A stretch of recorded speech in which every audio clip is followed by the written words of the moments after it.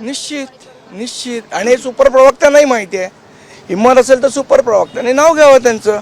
पण आता म्हशीवर बसून अगं अगं म्हशी मला कुठे नेशी अशी अवस्था चंद्रपूरमध्ये झाली आहे. सर आपण बघतो काल जो म्युझिकल कोस्टल रोडचा प्रयोग ही सरकारच्या माध्यमातून राबवण्यात आला, तुमच्या पक्षाचे नेते अमित ठाकरे यांनी देखील त्यावरती प्रश्न उपस्थित केला की खरंच मुंबईकरांना सध्या मला असं वाटतं चांगले रोड आज ठिकठिकाणी रोड खोदलेले आहेत. त्या रोडची दुरवस्था आहे. CC रोड एकदा बनवतात पुन्हा खोदतात. या सगळ्या प्रश्नांवर लक्ष वेधण्याचा प्रयत्न हा त्या पोस्टच्या माध्यमातून अमित ठाकरेंनी केलेला आहे. आज एक महत्त्वाची बैठक महापौर घेत आहे. ही बैठक म्हणजे जो अनधिकृत यापूर्वी मुद्दा उपस्थित केला होता अनधिकृत फेरीवाल्यांचा. आणि तर बांगलादेश यामध्ये आता आणखीन एक शब्द ऍड होतो तो म्हणजे अनधिकृत बांगलादेशी फेरीवाले. मला असं वाटतं अनधिकृत परप्रांतीय पण ऍड करायला हरकत नाही त्याच्यामध्ये.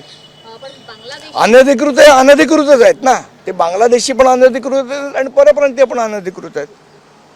सर्वसमावेशक कारवाई असावी अनधिकृत फेरीवाल्यांची. 100% कारवाई थातूरमातूर नसावी.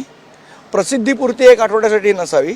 याचा परमनंट इलाज परमनंट सोल्युशन हे महापौरांनी काढलं पाहिजे. आणि याचं परमनंट सोल्युशन आहे की फेरीवाला धोरण जे महानगरपालिकेने बनवलेलं त्या फेरीवाला धोरणाची अंमलबजावणी हे त्याचं सोल्युशन आहे.